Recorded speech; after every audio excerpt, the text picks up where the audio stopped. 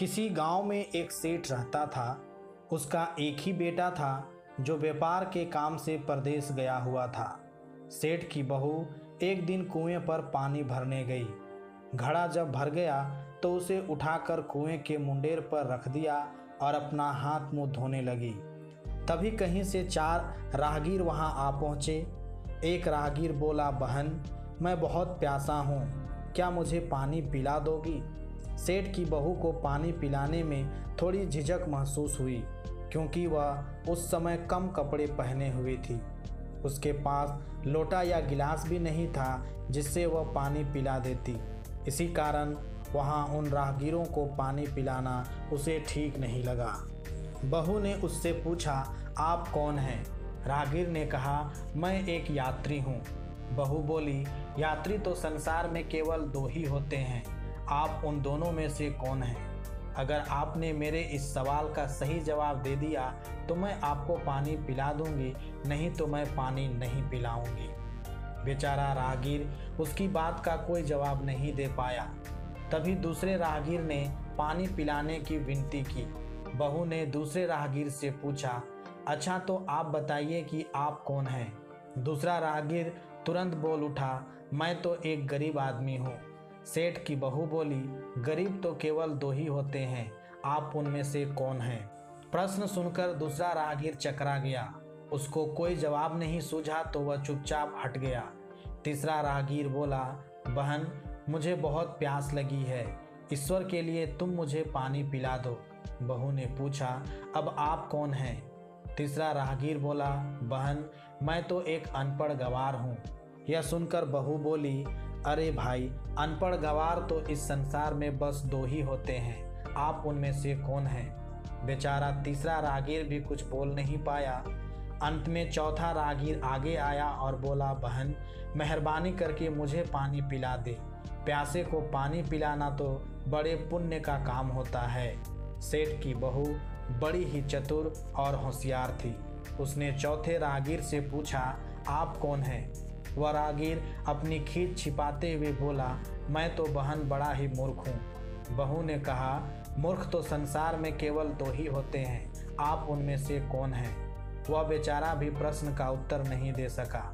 चारों पानी पिए बगैर ही वहाँ से जाने लगे तो बहू बोली, यहाँ से थोड़ी ही दूर पर मेरा घर है, आप लोग कृपया वहीं चलिए, मैं आप लोगों को पानी पिला दूंगी। चारों राहगीर उसके घर की तरफ चल पड़े। बहू ने इसी बीच पानी का घड़ा उठाया और छोटे रास्ते से अपने घर पहुंच गई। उसने घड़ा रख दिया और अपने कपड़े ठीक तरह से पहन लिए। इतने में वे चारों राहगीर उसके घर पहुंच गए। बहू ने उन सभी को गुड़ दिया और पानी पिलाया। पानी पीने के बाद वे राहगीर अपनी राह पर चल पड़े। सेठ उस समय घर में एक तरफ बैठा यह सब देख रहा था। उसे बड़ा दुख हुआ। वह सोचने लगा, इसका पति तो व्यापार करने के लिए परदेश गया है और यह उसकी गैर हाजिरी में पराये मर्दों को घर बुलाती है, उनके साथ हंसती बोलती है। इसे तो मेरा भी लिहाज नहीं है। यह सब देख अगर मैं चुप रह गया तो आगे से इसकी हिम्मत और बढ़ जाएगी। मेरे सामने इसे किसी से बोलते बतियाते शर्म नहीं आती तो मेरे पीछे न जाने क्या क्या करती होगी।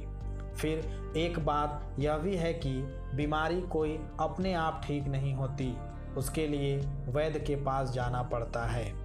क्यों ना इसका फैसला राजा पर ही छोड़ दूं।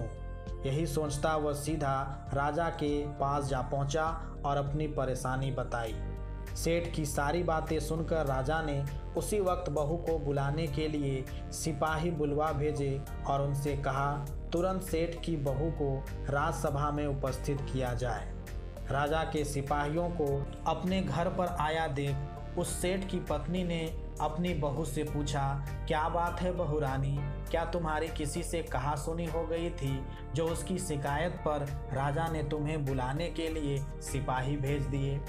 बहू ने सास की चिंता को दूर करते हुए कहा, नहीं सासू माँ, मेरी किसी से कोई कहा सुनी नहीं हुई है, आप जरा भी फिक्र ना करें। सास को आश्वस्त कर वह सिपाहियों से बोली, तुम पहले अपने राजा से यह पूछकर आओ कि उन्होंने मुझे किस रूप में बुलाया है, बहन, बेटी या फिर बहू के रूप में। किस रूप में उनकी राजसभा में मैं आऊं। बहू की बात सुन सिपाही वापस चले गए। उन्होंने राजा को सारी बातें बताई। राजा ने तुरंत आदेश दिया कि पालकी लेकर जाओ और कहना कि उसे बहू के रूप में बुलाया गया है। सिपाहियों ने राजा की आज्ञा के अनुसार जाकर सेठ की बहू से कहा, राजा ने आपको बहू के रूप में आने के लिए पालकी भेजी है। बहू उसी समय पालकी में बैठकर राजसभा में जा पहुंची। राजा ने बहू से पूछा, तुम दूसरे पुरुषों को घर क्यों बुला लाई जबकि तुम्हारा पति घर पर नहीं है। बहू बोली, महाराज, मैंने तो केवल कर्तव्य का पालन किया। प्यासे पथिकों को पानी पिलाना कोई अपराध नहीं है, यह हर गृहिणी का कर्तव्य है। जब मैं कुएं पर पानी भरने गई थी तब तन पर मेरे कपड़े अजनबियों के सम्मुख उपस्थित होने के अनुरूप नहीं थे। इसी कारण उन राहगीरों को कुएं पर पानी नहीं पिलाया। उन्हें बड़ी प्यास लगी थी और मैं उन्हें पानी पिलाना चाहती थी, इसलिए उनसे मैंने मुश्किल प्रश्न पूछे और जब वे उनका उत्तर नहीं दे पाए तो उन्हें घर बुला लाई। घर पहुंचकर ही उन्हें पानी पिलाना उचित था। राजा को बहू की बात ठीक लगी। राजा को उन प्रश्नों के बारे में जानने की बड़ी उत्सुकता हुई जो बहू ने चारों राहगीरों से पूछे थे। राजा ने सेठ की बहू से कहा, भला मैं भी तो सुनूं कि वे कौन से प्रश्न थे जिनका उत्तर वे लोग नहीं दे पाए। बहू ने तब वे सभी प्रश्न दोहरा दिए। बहू के प्रश्न सुन राजा और सभासद चकित रह गए। फिर राजा ने उससे कहा, तुम खुद ही इन प्रश्नों के उत्तर दो, हम अब तुमसे यह जानना चाहते हैं। बहू बोली, महाराज, मेरी दृष्टि में पहले प्रश्न का उत्तर है कि संसार में सिर्फ दो ही यात्री हैं, सूर्य और चंद्रमा। मेरे दूसरे प्रश्न का उत्तर है कि बहू और गाय, इस पृथ्वी पर ऐसे दो प्राणी हैं जो गरीब हैं। अब मैं तीसरे प्रश्न का उत्तर सुनाती हूँ। महाराज, हर इंसान के साथ हमेशा अनपढ़ गवारों की तरह जो हमेशा चलते रहते हैं वे हैं भोजन और पानी। चौथे आदमी ने कहा था कि वह मूर्ख है और जब मैंने उससे पूछा कि मूर्ख तो दो ही होते हैं, तुम उनमें से कौन से मूर्ख हो, तो वह उत्तर नहीं दे पाया। इतना कहकर वह चुप हो गई। राजा ने बड़े आश्चर्य से पूछा, क्या तुम्हारी नज़र में इस संसार में सिर्फ दो ही मूर्ख हैं? हाँ महाराज, इस घड़ी इस समय मेरी नज़र में सिर्फ दो ही मूर्ख हैं। राजा ने कहा, तुरंत बतलाओ कि वे दो मूर्ख कौन हैं। इस पर बहू बोली, महाराज, मेरी जान बख्श दी जाए तो मैं इसका उत्तर दूं। राजा को बड़ी उत्सुकता थी यह जानने की कि वे दो मूर्ख कौन हैं। सो उसने तुरंत बहू से कह दिया, तुम निसंकोच होकर कहो, हम वचन देते हैं तुम्हें कोई सजा नहीं दी जाएगी। बहू बोली, महाराज, मेरे सामने इस वक्त बस दो ही मूर्ख हैं। फिर अपने ससुर की ओर हाथ जोड़कर कहने लगी, पहले मूर्ख तो मेरे ससुर जी हैं जो पूरी बात जाने बिना ही अपनी बहू की शिकायत राज दरबार में की। अगर इन्हें शक हुआ ही था तो यह पहले मुझसे पूछ तो लेते, मैं खुद ही इन्हें सारी बातें बता देती। इस तरह घर परिवार की बेइज्जती तो नहीं होती। ससुर को अपनी गलती का एहसास हुआ, उसने बहू से माफ़ी मांगी। बहू चुप रही। राजा ने तब पूछा, और दूसरा मूर्ख कौन है? बहू ने कहा, दूसरा मूर्ख खुद इस राज्य का राजा है जिसने अपनी बहू की मान मर्यादा का जरा भी ख्याल नहीं किया और सोचे समझे बिना ही बहू को भरी राजसभा में बुलवा लिया। बहू की बात सुनकर राजा पहले तो क्रोध से आग बबूला हो गया, परंतु तभी सारी बातें उसकी समझ में आ गई।